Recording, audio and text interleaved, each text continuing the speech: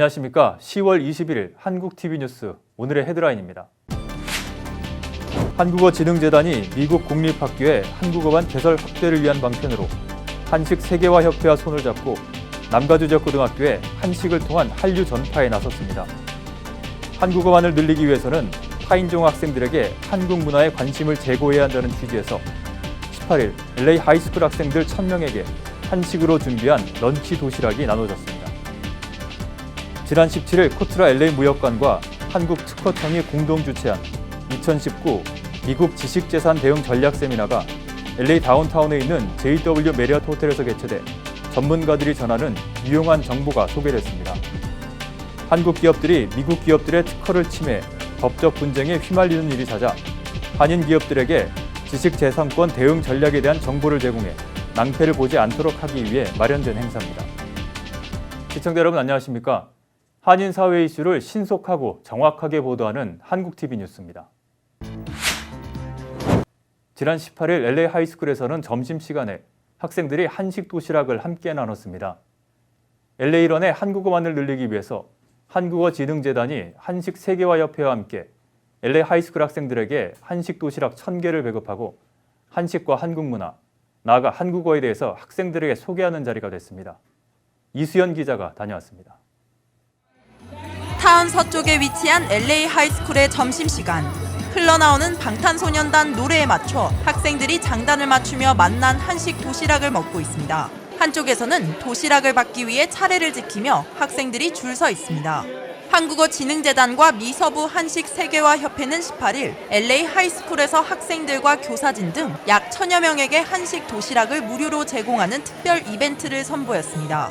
한식의 세계화를 선도하는 한식 세계화협회는 미주의 한국의 맛을 전파하기 위해 AP 시험의 한국어 채택을 목표로 삼은 한국어지능재단은 한국의 맛과 문화를 알려 공립학교의 한국어반 신설이라는 목표 아래 두 재단은 올 초 MOU를 맺어 18일 한식 도시락을 나눠주는 이벤트를 개최하게 됐습니다. 한국어 클래스를 정규 학교에 집어넣는 그 과정 중에 한국 문화를 인트로듀스하는 게 중요하다는 생각이 들고 이 젊은 학생들을 통해서 한식을 경험하게 하고 그럼으로써 한국을 알게 하고 한국말에 관심을 갖게 하는 굉장히 좋은 시너지 역할을 할 것 같아서 그래서 학생들이 좋아하는 그런 음식으로 주로 골랐어요. 그래서 작년에 이어서 두 번째 하고 있어요. 가까이인 우리 한식을 접할 수 있고 우리 한식 재료로 우리가 건강식을 만들어서 학생들한테 계속 이렇게 전할 수 있는 그런 취지도 있고요.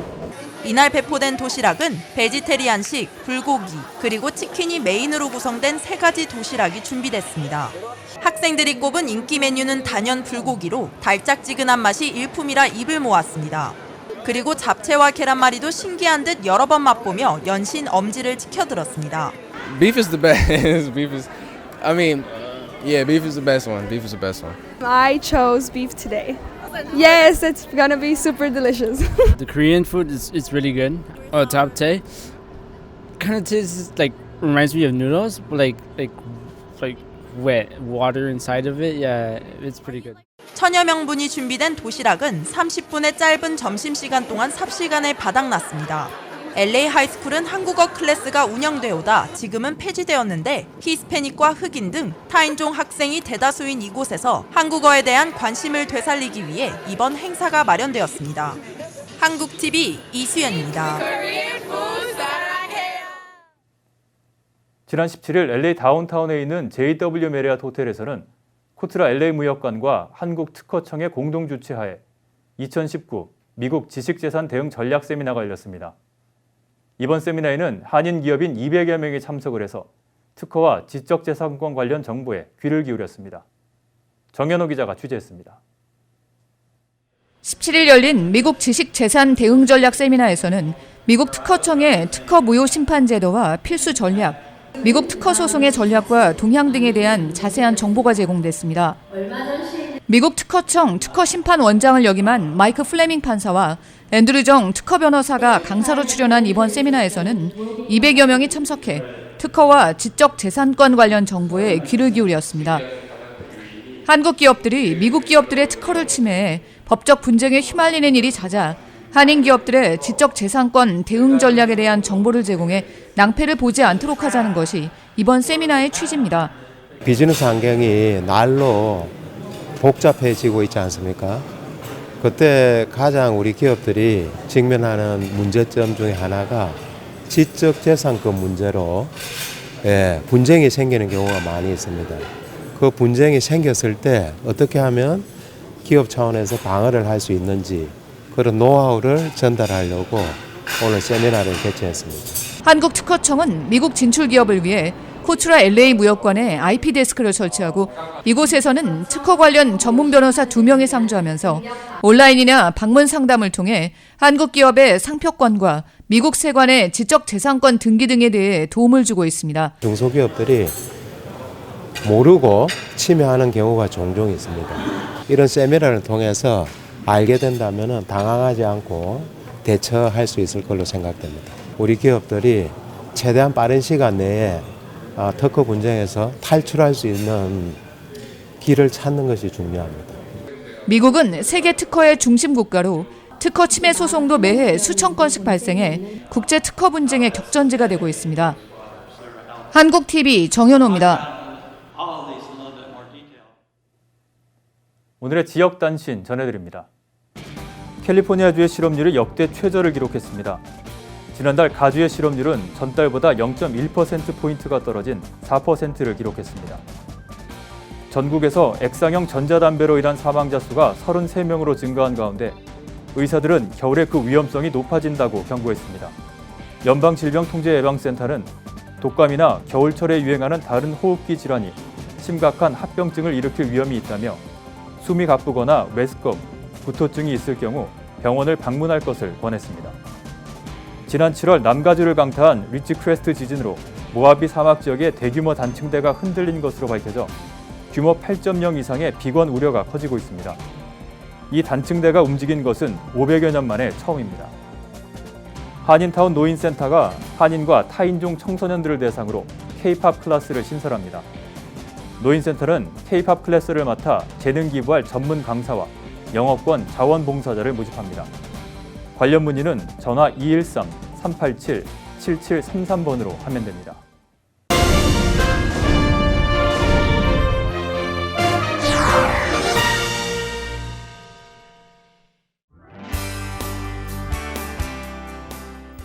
한국의 통화당국이 미중 무역 분쟁의 영향으로 올해 한국 경제 성장률이 0.4%포인트 하락했다는 분석을 내놓았습니다.